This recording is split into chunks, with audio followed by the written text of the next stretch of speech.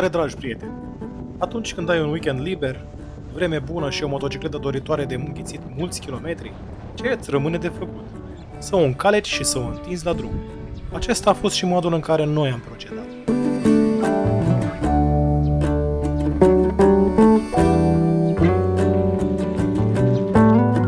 Pe 1 iunie am oferit un cadou copilului din noi și de aceea, împreună cu Cristina, am încălecat pe Jesse și am pornit într-un tur spre Dobrogea.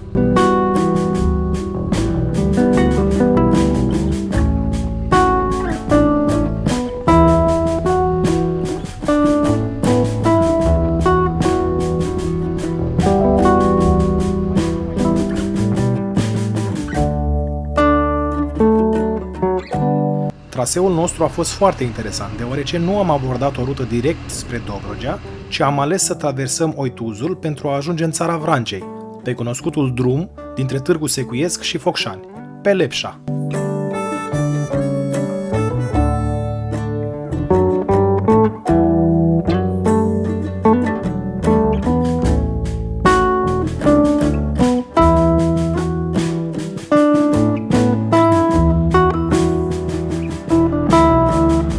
Dat fiind faptul că ne-a apucat ora amiezii la urcare pe Lepșa, am decis să luăm un prânz la umbra pădurii și în acest decor mirific ne-am încărcat atât stomacul, cât și plămânii de aer curat și sufletul de chef de motociclit pentru următorii kilometri, care se anunțau destul de încărcați de adrenalină pe curbele de pe Lepșa, până la Tulnici.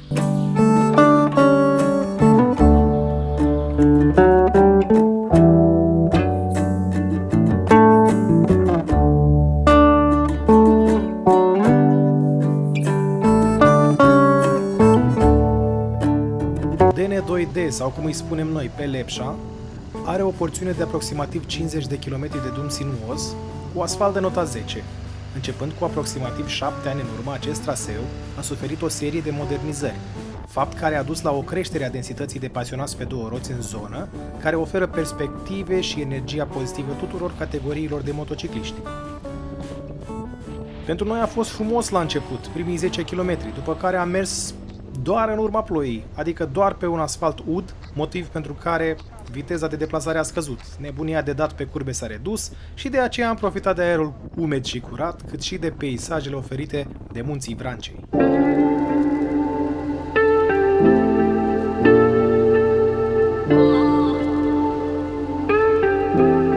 Legenda spune că Baba Vrâncioaia a făcut cadou fiilor săi, cei 7 munți din Vrancea, din zona Lepșa, pentru faptul că au ales să lupte pentru domnitorul Ștefan cel Mare. Vrednicii fii ai Vrâncioaiei, după ce s-au întors de la luptă, s-au așezat fiecare la poalele colinei primite și au întemeiat câte un sat după numele lor: Bodești, Spirești, Negrilești, Pârsești, Spulber, Păulești, Nistorești.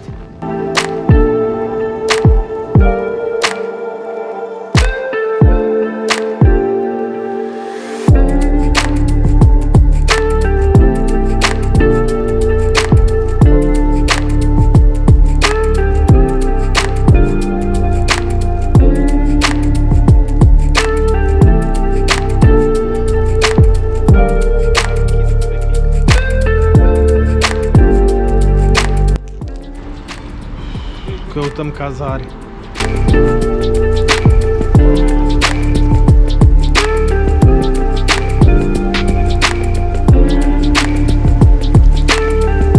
După frumosul drum prin țara Vrancei, de la Focșani am luat-o spre Hanu Conachi, urmând Galați, orașul de pe malul Dunării, unde am și poposit peste noapte.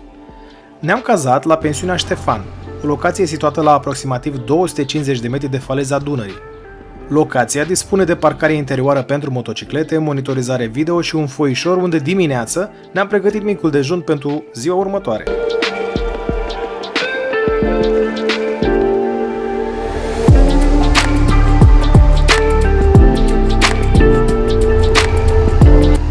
Am ieșit la plimbărică!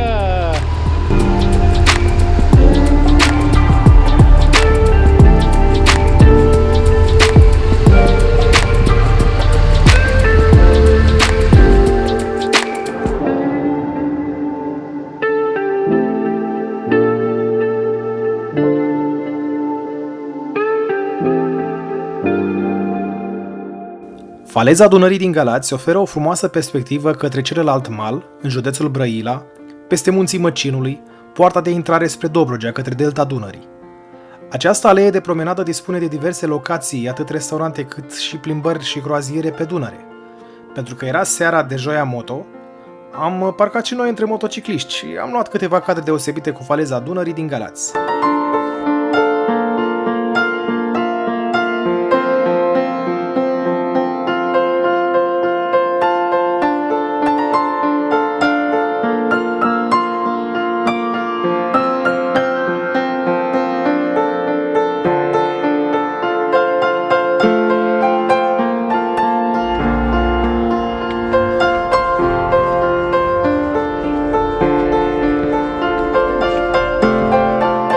Cina am savorat-o la restaurant Alex, în imediata vecinătate a falezei, cu mâncare bună, prețuri corecte.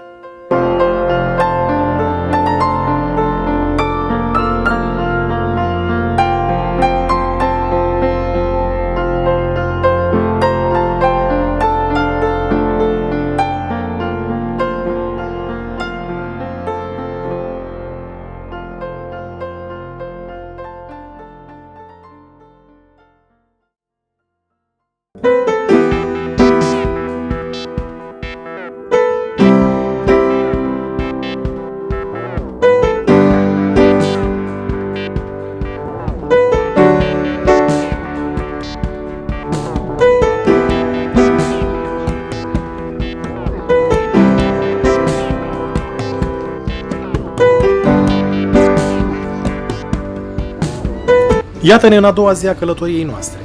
După micul dejun, am încălecat din nou pe Jesse și am pornit către feribotul care face legătura între cele două maluri, cele două județe, respectiv Galați și Brăila.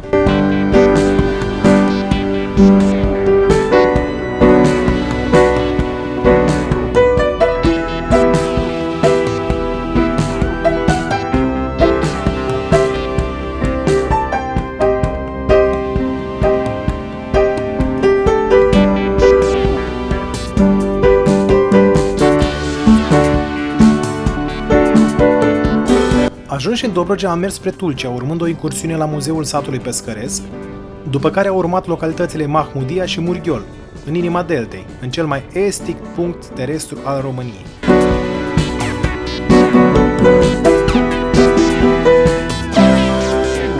Tulcea!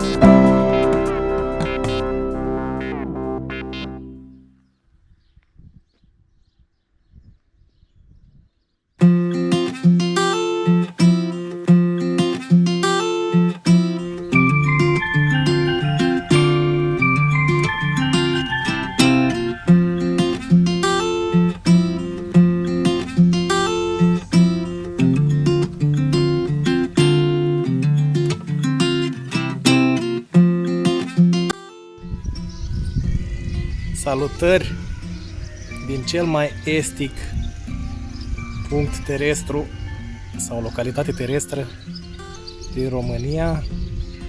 Aici se termina strada, Dunavățul de jos. Am venit de acolo până aici.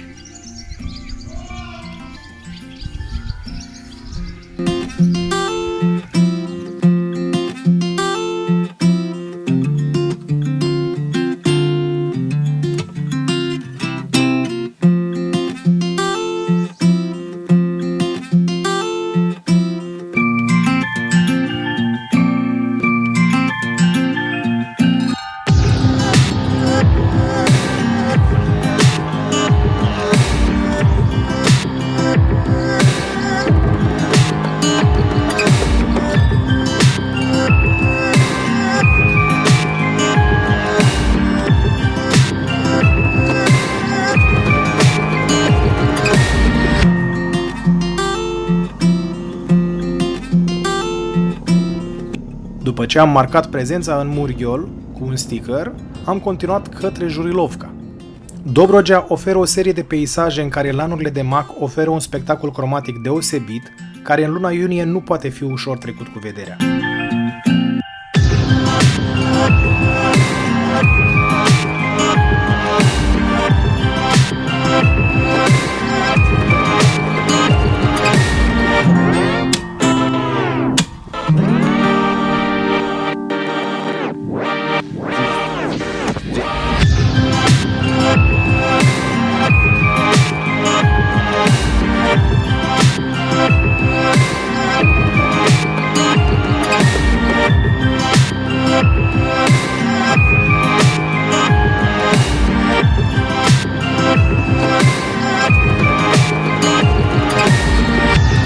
Următorul nostru obiectiv, cetatea Jenisala.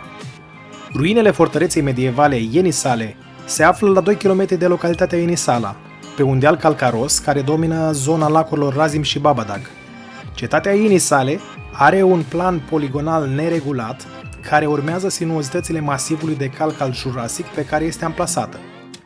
În urma studiilor, localitatea care apare sub numele de Bambola sau Pampolo a fost identificată cu cetatea Jenisala. După ce a aparținut o vreme despotatului Dobrogean și după aceasta voievodului muntean Mircea cel Bătrân, cetatea a căzut în 1421 în mâinile turcilor.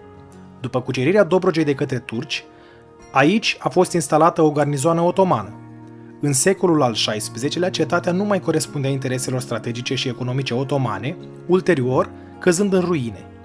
În 1741, circa 1600 de familii de lipoveni s-au stabilit în localitățile din jurul cetății, adăugându-se grecilor, românilor, bulgarilor, tătarilor, turcilor și cerchezilor care trăiau deja în zonă.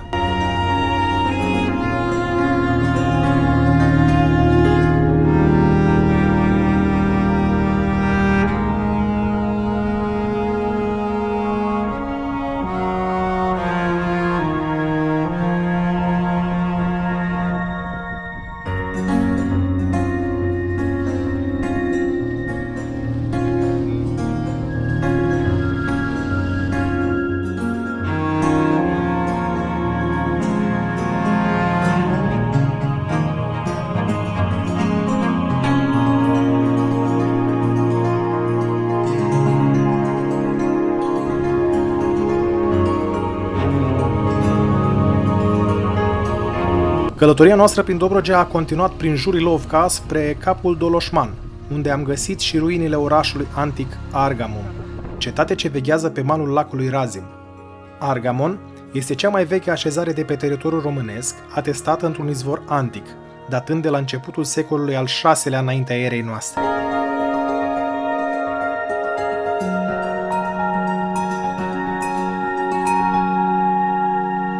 Aventura noastră continuă și de aceea o puteți urmări în episodul al doilea din Mototour Dobrogea, 1-3 iunie 2023.